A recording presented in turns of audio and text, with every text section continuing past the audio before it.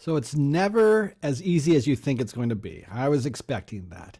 So I found the truck I wanted, the exact configuration with no frills. It was the lowest MSRP that had all the good things I wanted. It had the panoramic roof. It had the off-road package, which blacked things out. It was the right color. It even had the interior, lighter interior seats. It had everything I wanted. It had the hybrid, and it was with the discounts that were going to happen. It was going to be down to around $63,000 because during this month the manufacturer was giving an additional $750 off. So I was pretty excited about this. I called to see if it was still there, and I got pictures that this thing actually existed in real life. It was my dream Tundra that I was hoping for. The limited looked all blacked out, but it wasn't the nightshade. It was the off-road that was blacking it out. It had the black emblem there. All the decals were blacked out. Even the limited one right there had the blacked out rear view. So I was very happy to see this, and it happened to be terrible weather this week.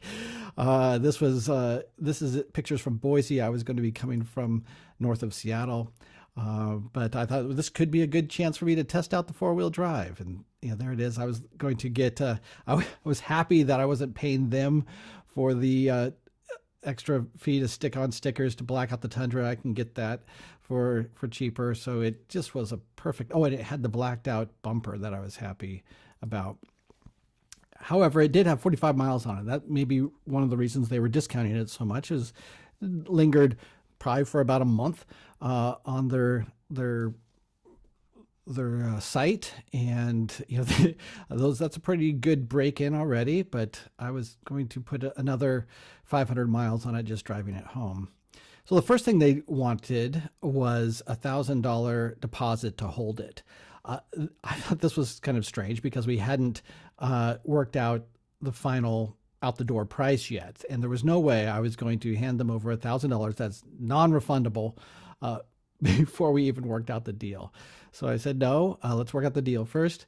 And so then I got a deal on my phone, and I'm expecting 64.1, and I'm looking at this bottom number 75. Like, how are we off more than $11,000?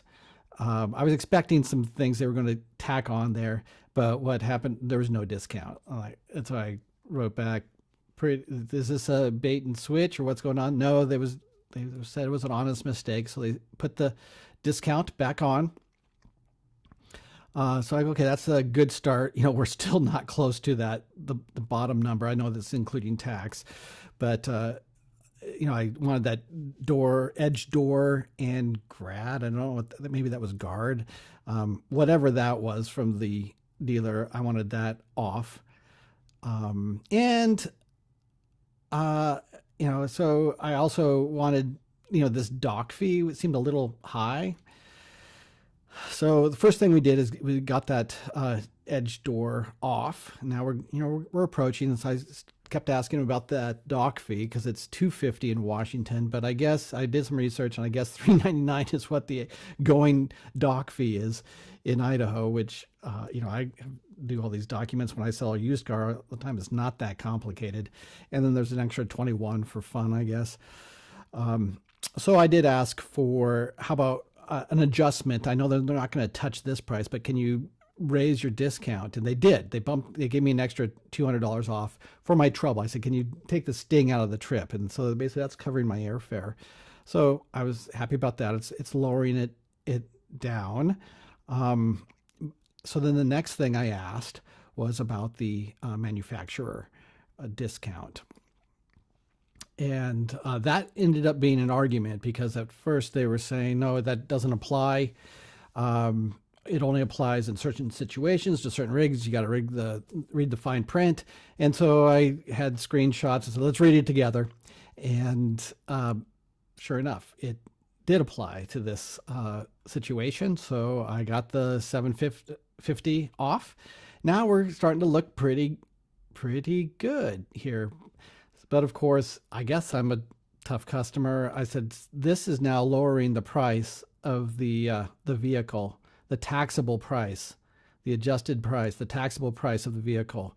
So the tax should go down. And you'll notice, I'll go back one. It hasn't changed at all before the 750 or after.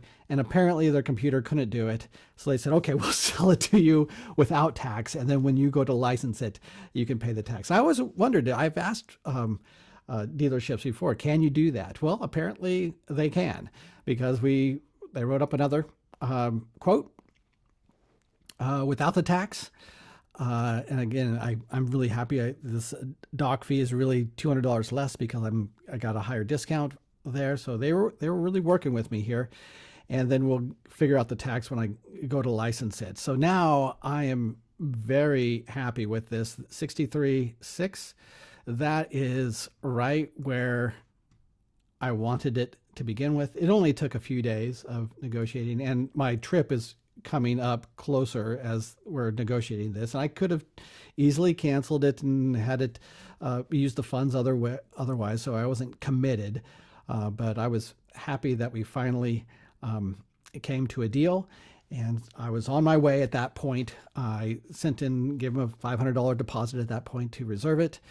And then the next step would be an inspection, on-site inspection. And there was a little surprise that happened at the inspection.